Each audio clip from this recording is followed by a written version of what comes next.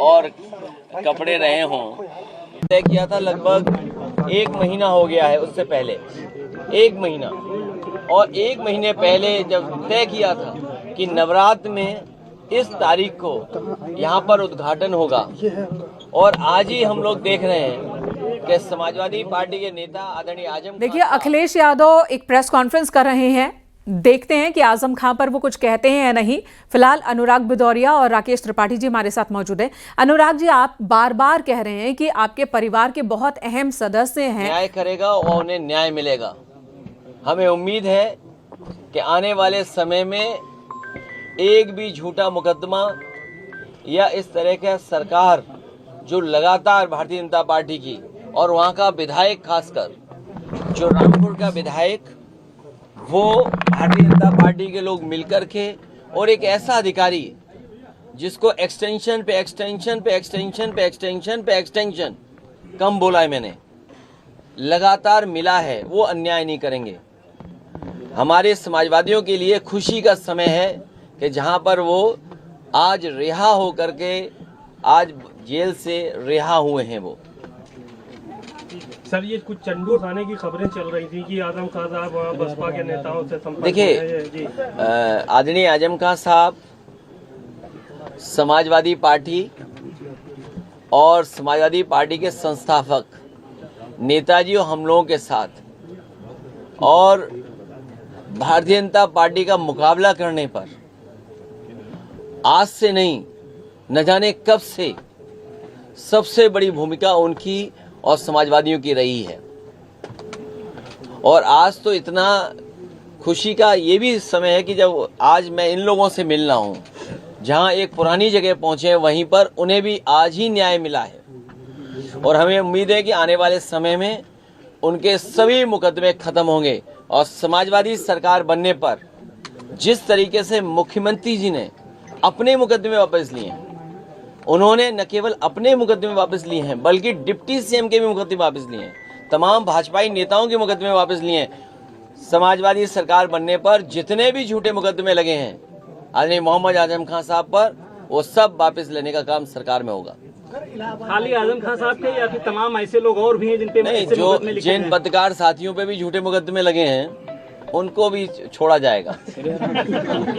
और भाई, आप पे इनकम टैक्स हो, ईडी हो, उसमें भी आपकी मदद होगी। इलाहाबाद हाईकोर्ट का जो ऑर्डर आया है, अब उसमें उत्तर प्रदेश गवर्नमेंट ने कहा है कि पॉलिटिकल रैलीज में भी जातियों का शब्द इस्तेमाल नहीं होगा। किस तरह से फिर आगे रैलियां होंगी? बताओ, सरकार अब जागी है जब स्वजाति लोगों को, वर्चस्ववादी लोगों को और ताकतवर लोगों को हर जगह बैठाया हुआ है। अगर आपका चैनल उन्हें सही चलाना है तो हो सकता है उस चैनल का हेड भी हटा दें। अखबारों के हेड तो हटे ही हटे हैं। तो अखिलेश यादव को सुना आपने। आजम खां सीनियर लीडर हैं, सम्मानित सदस्य हैं परिवार के, और आजम खां के ऊपर झूठे मुकदमे दर्ज किए बीजेपी सरकार ने। ये आरोप पहले भी अखिलेश यादव लगाते रहे हैं, लेकिन सवाल ये भी उठ रहे हैं कि जब आजम खां जेल से बाहर होते हैं, वो सम्मानित हो जाते हैं, सदस्य हो जाते हैं, जब वो जेल के अंदर होते हैं तो अखिलेश यादव आखिर मिलने क्यों नहीं जाते हैं?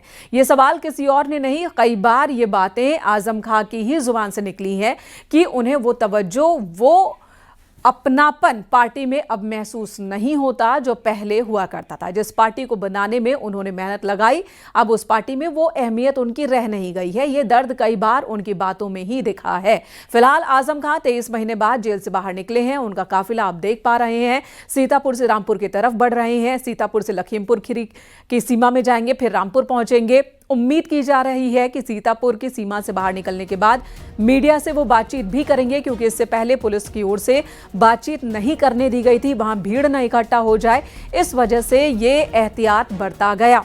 बैरिकेडिंग सुबह से ही की गई थी, सुबह 7 बजे ही उन्हें रिहा होना था, जमानत पर बाहर आना था, लेकिन कागजी कार्रवाई की वजह से, जुर्माने की राशि न भर पाने की वजह से देरी हो गई बाहर निकलने में।